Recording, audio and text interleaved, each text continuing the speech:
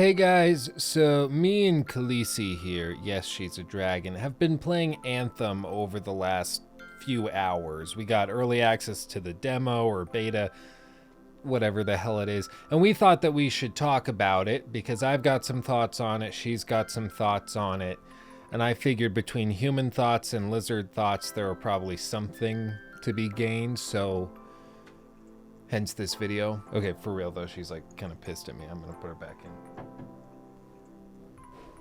So normally I don't like jumping on these types of videos because they seem really bland to me. I don't know, like those arbitrary response videos where people just talk about some game that they played or a demo they played. But because not many people are getting access to this demo, and those of us who are having tons of technical issues, I felt that I was warranted in communicating the frustrations that I've had recently with it so that you can go into your purchasing phase or whatever you want to do with the game more informed and have an idea of what the game actually is like.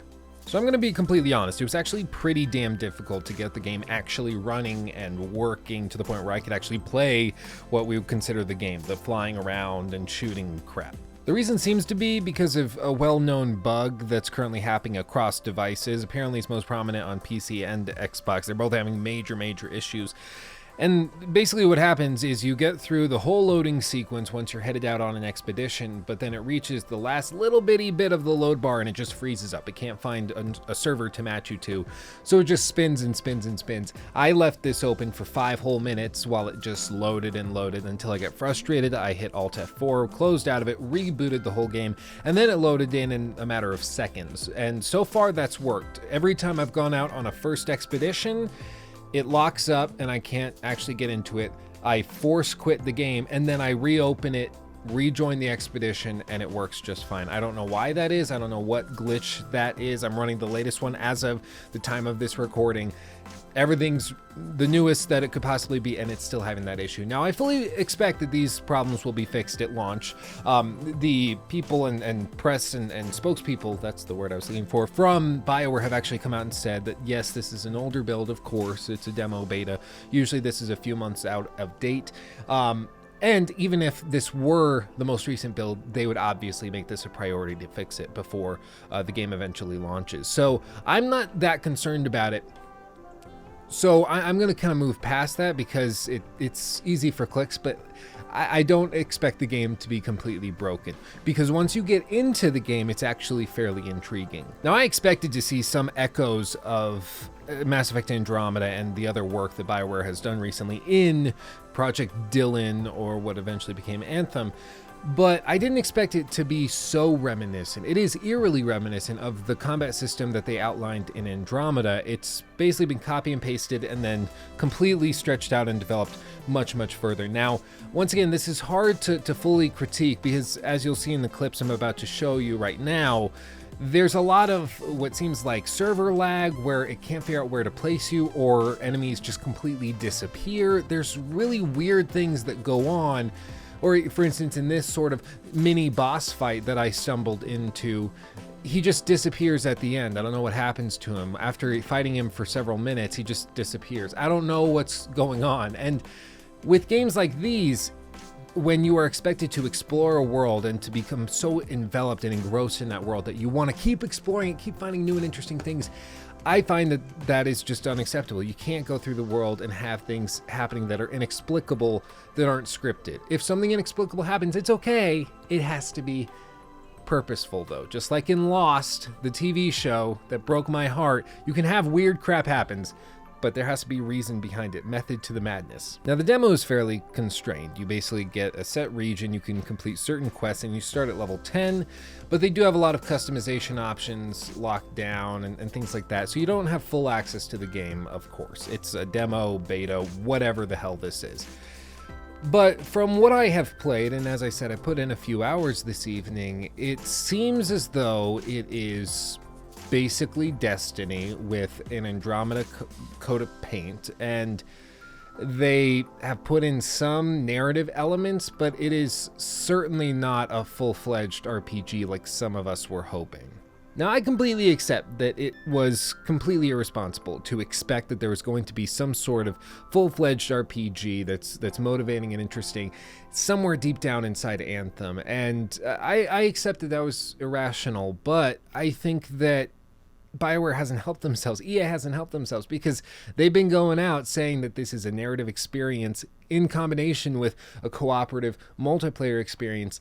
But at least from everything I've seen in the demo so far, there's some obligatory cutscenes that play and some obligatory single player things that happen, but nothing that's intriguing or particularly interesting, at least to me. I don't know. If you found something interesting, let me know in the comment section below. But by far and away, so far away I can't even see it, the most important thing for me going into this demo, beta, whatever thing, was to try to figure out if this is a game that you can play by yourself or if this is a game that was designed fundamentally to play with multiple people. Now, there isn't anything inherently wrong with either one. It's okay to have a single player game. It's okay to have a multiplayer game primarily. That's okay. All I want to know is which it is, or if it's trying to half-ass both. For instance, with Monster Hunter World, again, I'm going to bring Monster Hunter World up because in terms of structure and how they formatted this, they're very similar. You have the hub in the center where all of the narrative stuff takes place, and then you go out into servers which share worlds, and you can play with your friends or just strangers that happen by. You can either cooperate with those strangers, or you can go along and do your own thing, or even clash and make things difficult for each other. That's what's interesting, that's what's fun about the way that Monster Hunter is structured, and Anthem is structured in a very, very similar way.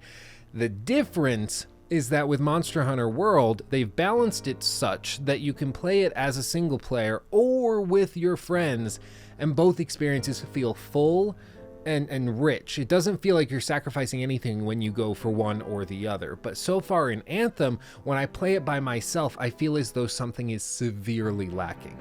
The most obvious example of this that I can bring is that, for instance, in combat, when you are going up against a particularly tough creature, what you will see happen when you get killed, which if you're playing on hard, as I was, you can be one-shotted by some creatures that you'll just stumble upon, which is okay. Again, I'm not complaining about that. That's okay. There should be difficult creatures and opponents in the game.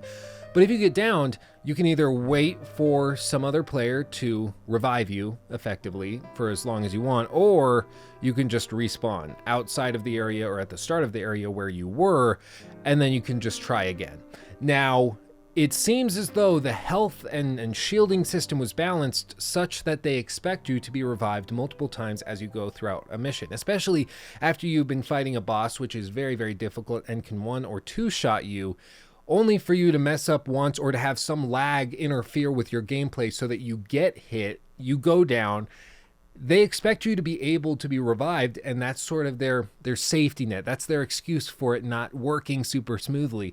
But I find that to be unacceptable because single players shouldn't have to deal with that, or they should have some alternative. And maybe there is an alternative that I just didn't find. If there is, let me know in the comment section below, such as some sort of revive potion or technology or something that you can bring with yourself, or advanced AI companions that do it for you are also a solution. But once again, I think that that's a band-aid to the problem. It's like shoving sugar packets underneath the foot of a table and saying that that solves the issue. It doesn't. It's just a band-aid on crappy craftsmanship. But once again, I fully understand that I've only been playing this game for a few hours, and we jumped in the middle of the game, and it's a demo, and it's a build that's several months old. It is not a perfect example. It's not a perfect sort of control to base all of these conclusions off of, which is why these aren't conclusions. I'm simply talking out loud, thinking about what I experienced just now, letting you know, and then if you have information that's good for me or helpful for the audience, I want to hear it down below, because that's kind of the point of this video, is just to create a mini hub that we can all share information and figure out whether or not this is worth buying. And I think that's my takeaway from this is BioWare's make or break moment. This is their time to either prove that they are still relevant as a development studio, they are still worth their salt, or they've been fundamentally changed by the company that purchased them and bought them out, and they stripped away all the talent, and all that's left is this lazy, corner-cutting major studio. I hope it's the former. I hope they're still phenomenal and that they still have what it takes.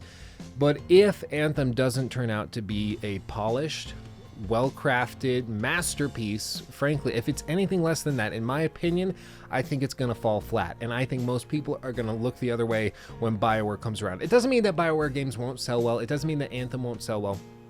It just means that they're not going to have that prestige that they once held. And for them to recover that is a long stretch. The only way they could do that is if Anthem turns into a masterpiece. From what I've experienced so far, it seems pretty solid. It seems like probably a B or a B plus from what I've experienced, if they polish all of the technical stuff, of course.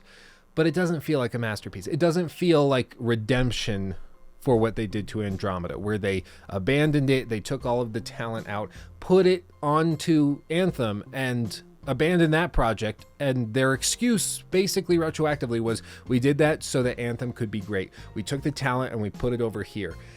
If Anthem isn't phenomenal, it's gone. The BioWare we loved and knew is officially fully gone, and we can, you know, light 5,000 candles in the wind, like if you got the reference, and just move on.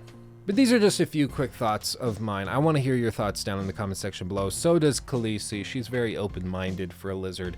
We appreciate you guys watching the videos. I love you all, and thank you so much for indulging me in these types of discussions. It really does mean a lot. And make sure to subscribe if you want to be notified of when the next critique for Assassin's Creed Odyssey comes out. It's looking like a big one, and it will be out very soon. I love you all. Bye-bye.